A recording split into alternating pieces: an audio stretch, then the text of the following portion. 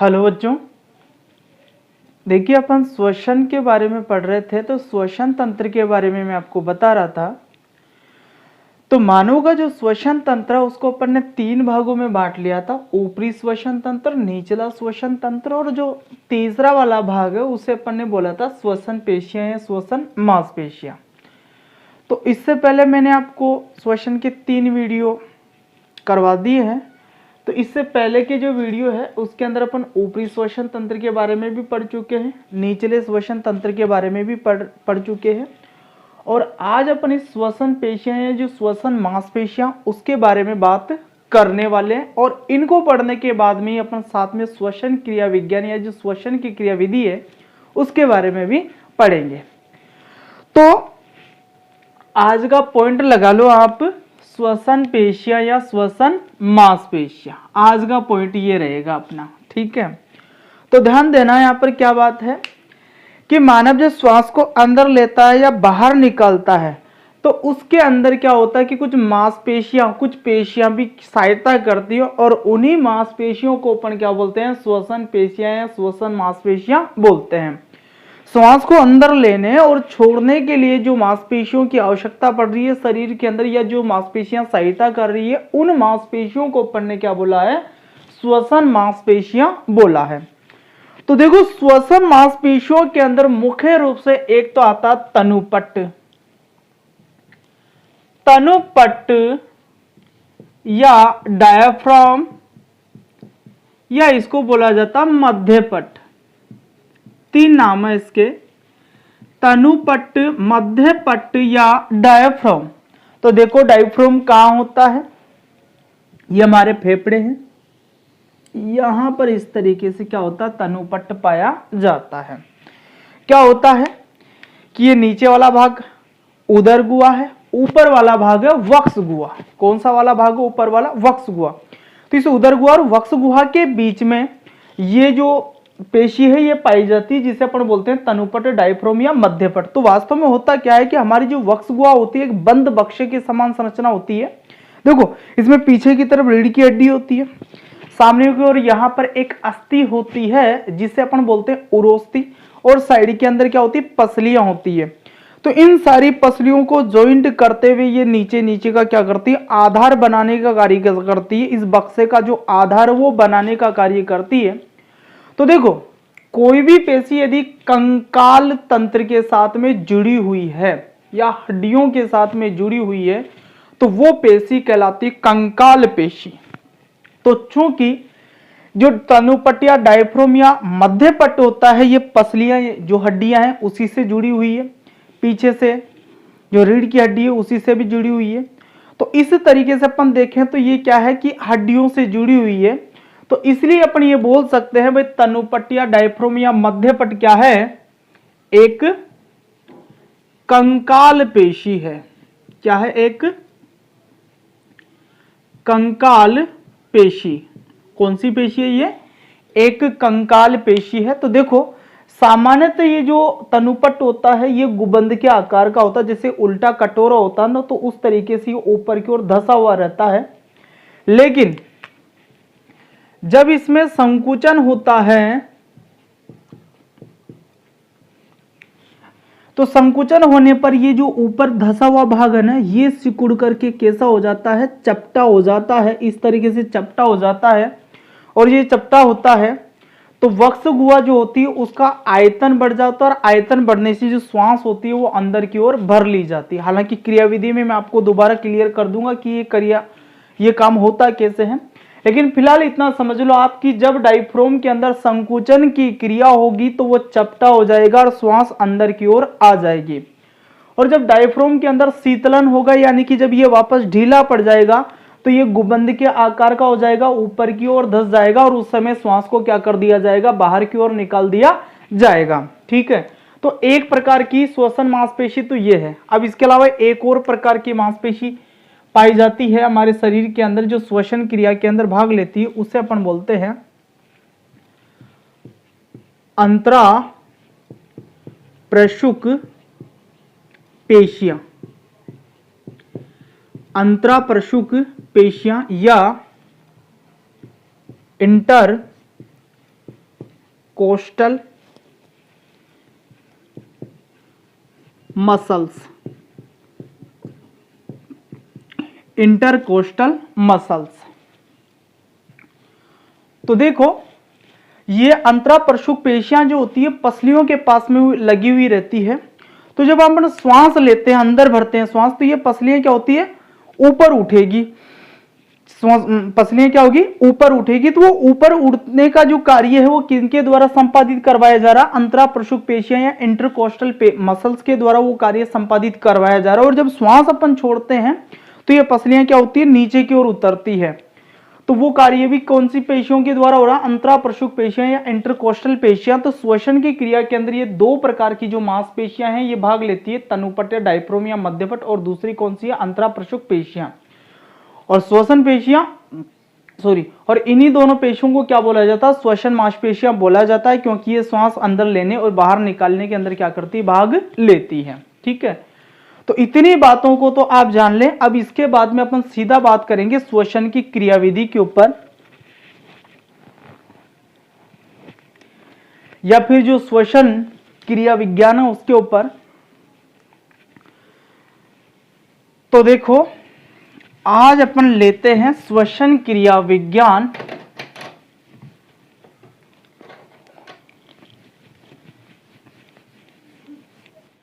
हाँ तो पॉइंट लगाओ अब, श्वसन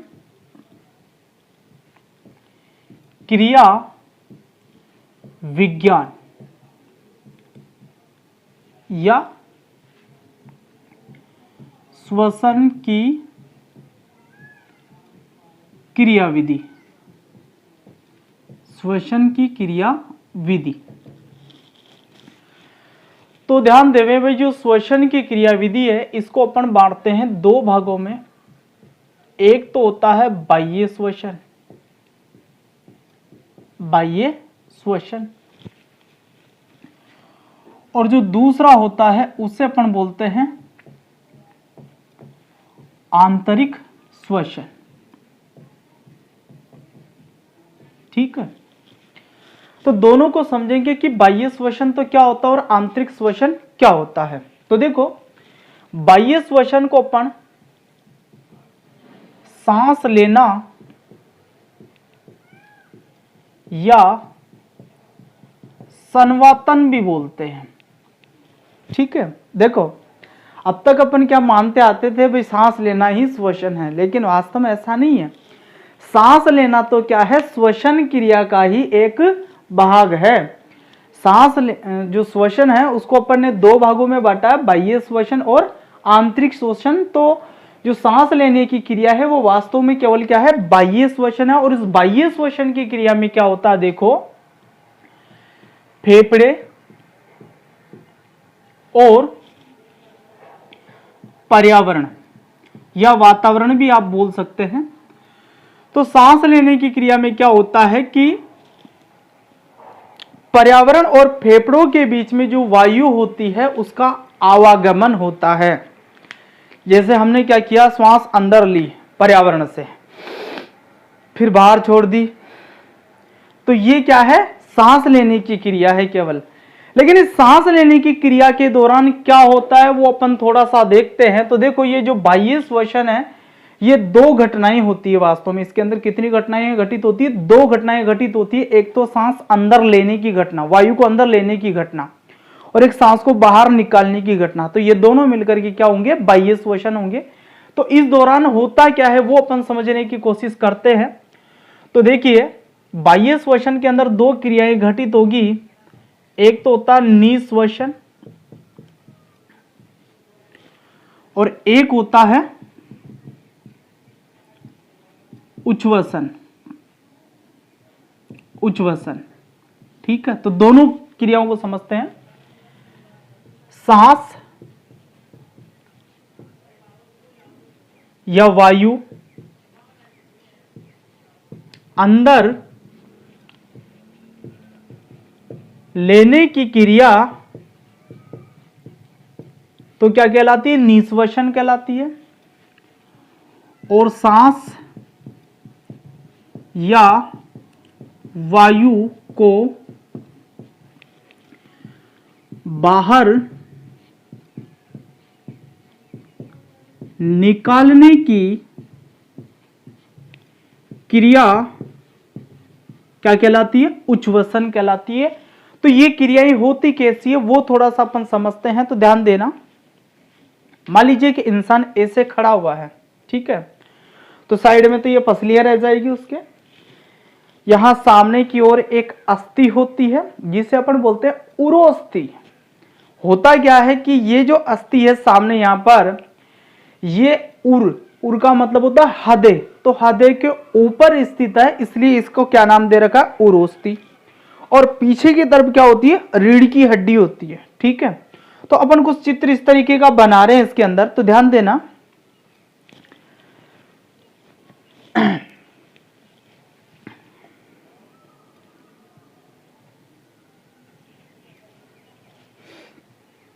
जैसे मान लीजिए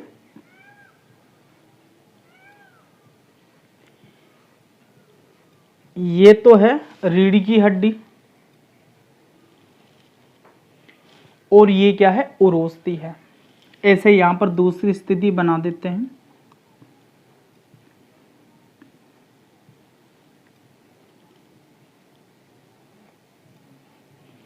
ये रीढ़ की हड्डी है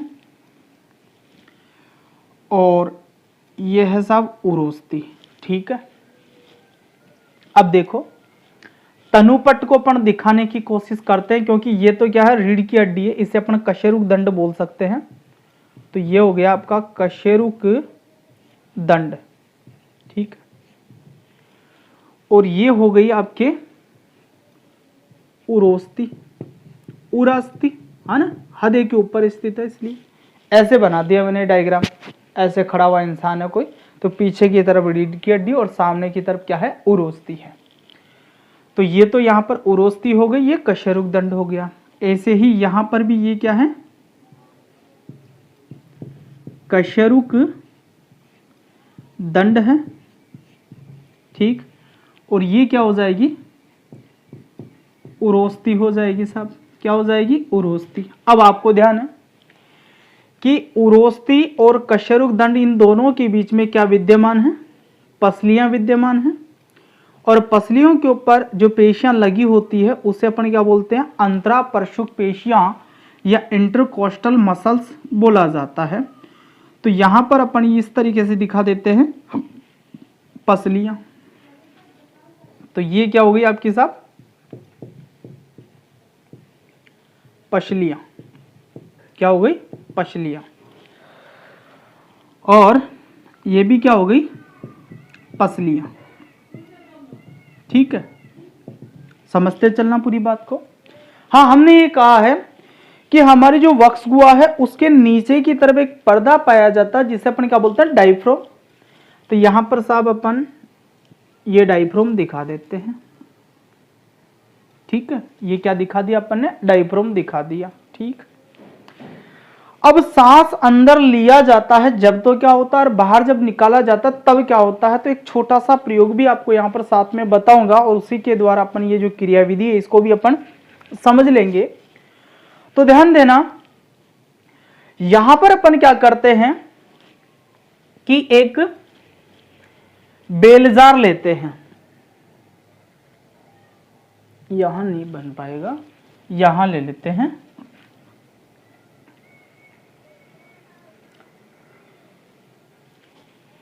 एक बेलजार लिया अपन ने कांच का, कांच की बोतल मान लो आप इसको, जिसके नीचे वाला पेंदा भी हटा रखा अपन ने। ऐसी कांच की बोतल है ये तो ऊपर वाला मुंह है इसका और ये नीचे वाला जो पेंदा ये भी हटा रखा है। ऐसी बोतल है, ऐसा मान लो, ठीक है। इसके अंदर अपन क्या करेंगे? ऊपर की ओर एक छिद्र वाला कोर्क लगाएंगे। कोर्क जिसके अंदर कितना छिद्र है? एक छिद्र है साहब, ठीक है। कोर्क रबर का बना होता है, तो इसके अंदर अपन ने कोर्क लगा दिया और उस कोर्क के अंदर कितना छिद्र है? एक छिद्र है। अब ये जो कोर्क है आपका, इसके अंदर अपन क्या करते हैं कि एक वाई आकार की नली लगाते हैं उल्टी। तो वाई आकार की जब आप इसके अंदर ऐसे नली लगा देंगे, अब ये वाई आकार की क्या हो गई? नली हो गई। इस वाई आकार की जो नली है इसके सिरे पर यहां पर अपन क्या करते हैं कि गुब्बारे लगाए हुए रहते हैं। क्या लगा देते हैं? गुब्बारे। ठीक है। और यहां पर नीचे की ओर एक बड़ी वाली रबर की शीट लगाते हैं। क्या लगा देते हैं? बड़ी वाली रबर की शीट यहां पर लगा दी जाती है। ठीक है।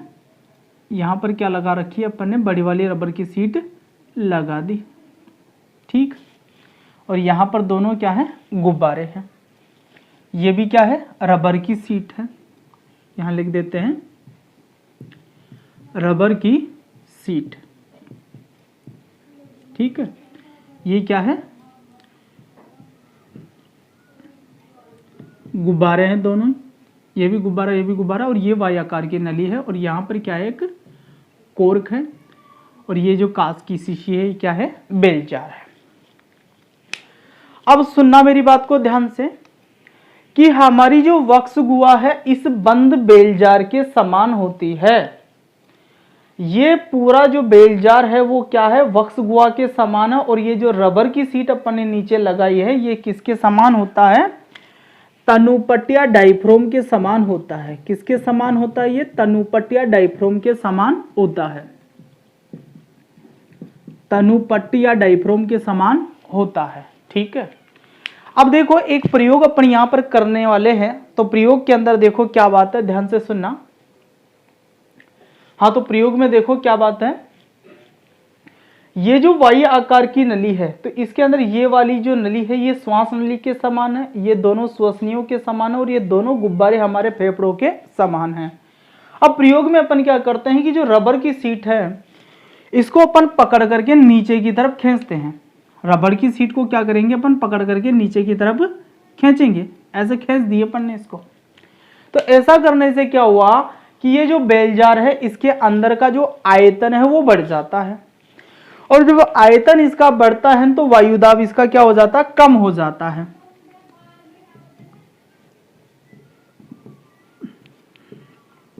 वायुदाब कम हो जाएगा किसकी तुलना में? बाहर की तुलना में।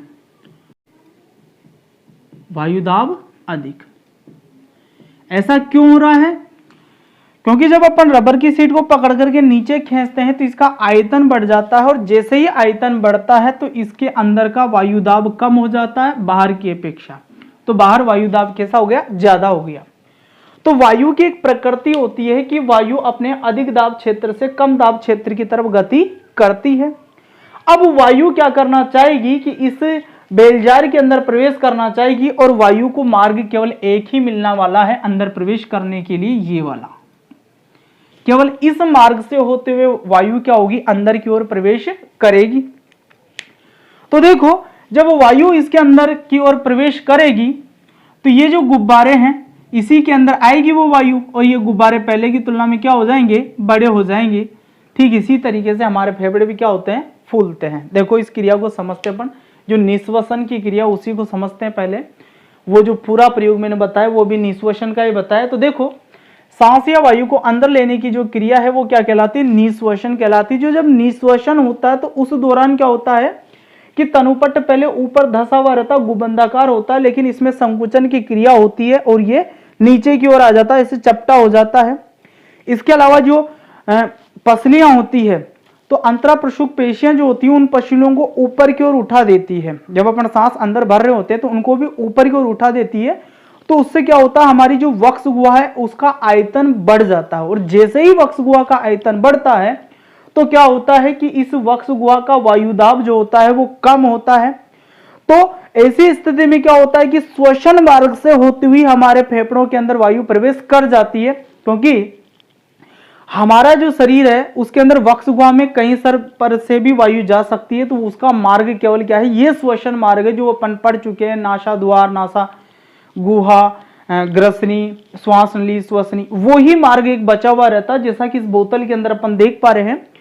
तो जब सांस को अंदर ले रहे हैं तो तनुपट चपटा हो गया, पसलियां ऊपर उठ गई, तो उससे क्या हुआ? वक्ष गुहा का आयतन कम हो गया, वक्ष गुहा का आयतन जो है वो तो बढ़ गया और वायुदाब क्या हो गया? कम हो गया। तो वायु श्वसन मार्ग से होते हुए क्या हो जाती है? जो फेफड़े हैं उसके अंदर प्रवेश कर जाती है। तो जैसे बोतल के अंदर मैंने गुब्बारे बताए ना वक्ष गुहा में, ठीक इसी तरीके से फेफड़े क्या होते हैं? स्थित होते हैं। तो ये बात तो हो गई निःश्वसन की। अब बात करते हैं अपन उच्छ्वसन की। तो देखो उच्छ्वसन की क्रिया को समझने के लिए अपन क्या करते हैं कि आपका ये जो तनुपट्ट है, सॉरी ये जो रबर की सीट है, इसको अपन क्या करते हैं कि हाथ से पकड़ करके अंदर की ओर घुसा देते हो कुछ इस तरीके से। अब जैसे आप इसको इस तरीके से घुसाएंगे अंदर की ओर, तो वक्षगुहा का जो आयतन है वो क्या हो जाएगा, कम हो जाएगा। जैसे ही वक्षगुहा का आयतन कम होगा तो इसका जो वायुदाब है, वायुदाब वो अधिक हो जाएगा, किसकी तुलना में, बाहर की तुलना में। तो बाहर वायुदाब क्या हो जाएगा, कम हो जाएगा। बाहर वायुदाब क्या हो जाएगा, कम हो जाएगा। ठीक है, तो अब क्या होगा कि वायु अधिक दाब से कम दाब की ओर चलेगी, यानी कि यहां से वायु क्या करना चाहेगी, बाहर निकलना चाहेगी। और बाहर निकलने के लिए मार्ग यही है कि केवल गुब्बारे की जो वायु है वो क्या हो जाएगी, बाहर आ जाएगी। ठीक है, तो इस मार्ग से होते हुए वायु वापस क्या हो जाएगी, बाहर निकलेगी, ऐसे बाहर निकल जाएगी। और आपके जो गुब्बारे हैं ये क्या हो जाएंगे, सिकुड़ जाएंगे, पहले की तुलना में क्या हो जाएंगे, वापस ये सिकुड़ जाएंगे। तो कुछ इसी तरीके की घटना हमारी वक्षगुहा में होती है। जब अपने को श्वास को बाहर छोड़ना होता है तो ये तनुपट गुबंद के आकार का होकर के अंदर की ओर धंस जाता है, और जो उरोस्ती पसलियां थी वो वापस अपने पहले वाली स्थिति में आ जाती। तो इससे वक्षगुहा का आयतन कम हो जाएगा, वायुदाब बढ़ जाएगा। तो वायु क्या हो जाएगी, फेफड़ों के अंदर जो वायु भरी हुई है वो श्वसन मार्ग से होते हुए क्या हो जाएगी, बाहर की ओर निकल जाएगी। तो इस तरीके से क्या होता है कि निःश्वसन और उच्छ्वसन की जो क्रिया है वो संपादित होती है। तो एक बार अपन दोबारा समझते, पहले तो अपन ने प्रयोग के द्वारा समझा था, अब इस बात को अपन एक बार दोबारा समझ लेते हैं। जो हमारी वक्षगुहा है वो किसके समान है, इस बंद बेलजार के समान है। यहां पर जो तनुपट्ट है इस रबर की सीट के समान है। ठीक है, और इसके अलावा एक बात और है कि जैसे ये गुब्बारे यहाँ पर स्थित है, ठीक इसी प्रकार इस वक्षगुहा में हमारे फेफड़े क्या होते हैं, स्थित होते हैं।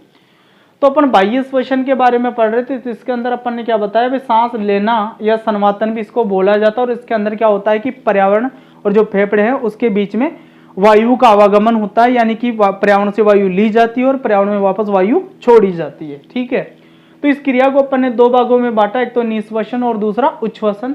तो सांस को अंदर लेने की जो क्रिया है वो तो क्या कहलाती है, निःश्वसन कहलाती है। और इस दौरान क्या होता है कि जो तनुपट्ट होता है वो तो संकुचित होकर के चपटा हो जाता है और पसलियां ऊपर उड़ जाती है, जिससे वक्षगुहा का आयतन क्या हो जाता है, बढ़ जाता है और वायुदाब इसका घट जाता है। तो बाहर से श्वसन मार्ग से होते हुए वायु क्या हो जाती है, फेफड़ों के अंदर प्रवेश कर जाती है। अब जब फेफड़ों के अंदर वायु प्रवेश कर जाती है तो इस दौरान क्या होता है कि फेफड़ों के आसपास जो रक्त केशिकाओं का जाल होता है और फेफड़ों के अंदर जो वायु आई है, तो उन दोनों के बीच में एक घटना घटित होती है। होता क्या है कि फेफड़ों के अंदर जो वायु आई है उसमें O2 की मात्रा अधिक होती है और CO2 की मात्रा कम होती है। ठीक है, O2 तो क्या होता है, अधिक होता है, और CO2 क्या होता है, कम होता है। जबकि जो शरीर के अंदर रक्त होता है फेफड़ों के आसपास, उसके अंदर O2 तो रहता है कम और CO2 होता है अधिक। CO2 क्या होता है, अधिक होता है। तो यहां पर विसरण की क्रिया होती है, और विसरण की क्रिया में क्या होता है, कोई भी पदार्थ अपनी अधिक मात्रा से कम मात्रा की तरफ जाता है। कोई भी पदार्थ का अपने अधिक मात्रा से कम मात्रा की तरफ जाना क्या कहलाता है, विसरण कहलाता है। तो देखो यहां पर क्या होता है, O2 फेफड़ों में ज्यादा है तो O2 यहां से निकल करके कहां जाती है, रक्त में चली जाती है। और CO2 रक्त में जाता है तो यहां से निकल करके O2 कहां जाती है, फेफड़ों के अंदर आ जाती है। जब अपन सांस को अंदर लेते हैं तो उसके बाद में यहां पर बीच में एक छोटी सी घटना यह घटित होती है कि फेफड़ों के अंदर जो वायु आई है, देखो मेरी बात सुनो ध्यान से, नाकों के अंदर ऐसी कोई मशीन नहीं लगी हुई है भाई जो ऑक्सीजन है उसी को हमारा शरीर अंदर ग्रहण करे। वास्तव में क्या होता है कि फेफड़ों के अंदर वो सारी गैसें प्रवेश करती है जो कि वायुमंडल में विद्यमान है, लेकिन फेफड़ों में प्रवेश करने के बाद में उसमें से केवल ऑक्सीजन जो होती है वो ही रक्त में जा पाती है, क्योंकि रक्त में हीमोग्लोबिन होता है, वो केवल ऑक्सीजन को अपने साथ में लेकर के जाता है। और इसके अलावा दूसरा कारण ये भी है कि उस रक्त में ऑक्सीजन कम होता है और फेफड़ों में ऑक्सीजन अधिक होता है। वायुमंडल में 21% ऑक्सीजन होता है और कार्बन डाइऑक्साइड गैस की मात्रा 0.03% होती है, जबकि हमारा जो रक्त है उसके अंदर ऑक्सीजन बहुत कम होता है और कार्बन डाइऑक्साइड गैस की मात्रा क्या होती है, बहुत ज्यादा होती है। तो यहां पर विसरण की क्रिया के द्वारा क्या होगा, जो ऑक्सीजन होता है वो फेफड़ों से अधिक मात्रा से कम मात्रा की तरफ रक्त की तरफ चला जाता है, और जो रक्त में CO2 अधिक है वो वहां से निकल करके कहाँ आ जाती है, फेफड़ों के अंदर आ जाती है। बाकी की गैसें जैसे मान लो नाइट्रोजन गैस है और भी कोई गैस है, तो वो फेफड़ों में जैसे गई है ना वैसी की वैसी बाहर निकाल दी जाती है। आदान प्रदान केवल किसका हो पाता है, यहाँ पर O2 और CO2 का आदान प्रदान हो पाता है। तो निश्वसन की क्रिया होगी, और निश्वसन की क्रिया के दौरान ये छोटी सी घटना घटित भी हो गई भाई, जो O2 अधिक है फेफड़ों में वो तो रक्त में चली गई, और जो CO2 अधिक है रक्त में वो कहाँ आ गई, फेफड़ों के अंदर आ गई। अब इसके बाद में निश्वसन की क्रिया होगी, तो निश्वसन की क्रिया में जो तनुपट्ट है वो गुबंद के आकार का हो जाएगा, और जो पसलियां हैं वो वापस अपनी स्थिति में आ जाएगी, तो वक्षगुहा का आयतन कम हो जाएगा और वायुदाब बढ़ जाएगा, तो बलपूर्वक वायु क्या कर दी जाएगी, बाहर निकल दी जाएगी। तो यहाँ पर क्या हुआ कि CO2 इस फेफड़ों में आ गई थी वो भी क्या हो गई, उसके साथ में बाहर निकल गई, और फेफड़ों में जो ऑक्सीजन आई थी वो कहाँ चली गई, रक्त के अंदर चली गई। ठीक है, तो इस प्रकार तो ये बाह्य श्वसन की क्रिया संपन्न होती है। तो ये बाह्य श्वसन जो है इसमें वास्तव में हुआ क्या, अंतर की जो क्रिया हुई है उसमें जो O2 है वो तो रक्त में चली गई, और CO2 कहाँ आ गई, फेफड़ों के अंदर आ गई। ठीक है, अब बात करते हैं अपन आंतरिक श्वसन की, कि आंतरिक श्वसन क्या है। तो मेरी बात सुनिए ध्यान से। अब यहां पर जो रक्त था फेफड़ों के आसपास, ये रक्त यहां से क्या करता है, ऑक्सीजन को लेकर के जाता पहले हृदय के पास में, और हृदय इसको वहां से पंप करता पूरे शरीर के अंदर। ठीक है, तो रक्त जो होता है पूरे शरीर के अंदर चला जाता है, पूरे शरीर की कोशिकाओं के अंदर ये ऑक्सीजन की सप्लाई करने का कार्य करता। तो देखो रक्त में जो O2 होता है वो अधिक है अब, क्योंकि ये फेफड़ों से ऑक्सीजन लेकर के आई है, जबकि इसके पास में CO2 क्या होती है, कम होती है। CO2 कैसी होती है, इसके अंदर कम होती है। लेकिन हमारे शरीर की जो कोशिकाएं हैं जो लगातार श्वसन कर रही है, वहां पर कोशिकीय श्वसन जिसको बोला जाता है, तो उसमें वो क्या करती है, ऑक्सीजन को काम में लेती है और कार्बन डाइऑक्साइड गैस जो होती है उसका उत्पादन करती रहती है। तो उनके पास में क्या होता है कि O2 की तो कमी हो जाती है धीरे धीरे, और जो CO2 है वो क्या हो जाती है, उनके पास में अधिक हो जाती है। ठीक है, तो यहां पर अब उल्टा काम होना चालू हो जाता है कि रक्त क्या करता है, जो ऑक्सीजन है वो तो किसको देता है, कोशिकाओं को दे देता है, और CO2 जो है वो कोशिकाओं से ले लेता है। तो यहां पर अब जो रक्त हो जाता है उसमें कार्बन डाइऑक्साइड गैस की मात्रा वापस ज्यादा हो जाएगी और ऑक्सीजन की मात्रा कम हो जाएगी, और यही रक्त वापस हृदय में आता है, और हृदय से वापस फेफड़ों में आता है, और वहां पर वापस क्या हो जाता है कि इसके पास में O2 की कमी होती है, तो यहां से तो ये O2 ले लेता है, और इसके पास में CO2 की अधिकता होती थी, ये CO2 यहां दे देता है, और यहां से वापस फिर ये ऑक्सीजन लेकर के हृदय के पास में जाता है, और हृदय के पास में से इसको पंप किया जाता है, तो वहां से ये शरीर की कोशिकाओं में जाता है। तो वहां पर क्या होता है, इसके पास में जो O2 अधिक है वो तो ये कोशिकाओं को देख करके आ जाता है, और कोशिकाओं से CO2 लेकर के आ जाता है। तो इसी तरीके से आंतरिक श्वसन में तो क्या होगा कि रक्त और कोशिका उसके बीच में O2 और CO2 का आदान प्रदान होगा। रक्त O2 कोशिकाओं को दियाएगा वहां पर, और CO2 लेकर के आ जाएगा। और जो बाह्य श्वसन है उसमें क्या होगा, फेफड़ों और रक्त के बीच में O2 और CO2 का आदान प्रदान होगा। रक्त यहां से O2 तो ले लेगा और कार्बन डाइऑक्साइड गैस को क्या कर देगा, फेफड़ों के अंदर छोड़ देगा। तो इसी तरीके से आपकी जो श्वसन क्रिया विज्ञान है या श्वसन की जो क्रियाविधि है वो क्या हो जाती है, संपन्न हो जाती है। तो आज आपका ये जो श्वसन वाला जो टॉपिक है ये भी कंप्लीट हो गया। अब इसके बाद में नेक्स्ट वीडियो जो आएगा आपका वो परिसंचरण तंत्र के ऊपर आएगा। बहुत ही बढ़िया टॉपिक है, बोर्ड के अंदर बहुत बड़े प्रश्न भी उसमें से आए हुए हैं, और जो श्वसन आपने पढ़ा है ये लगभग पूरा उसी के अंदर शामिल है, जैसे आप उस पूरी प्रक्रियाओं को उस परिसंचरण तंत्र के अंदर आसानी से समझ पाओगे उस सारी चीजों को। तो पढ़ाई करते रहिए, नेक्स्ट वीडियो जल्दी ही आएगा।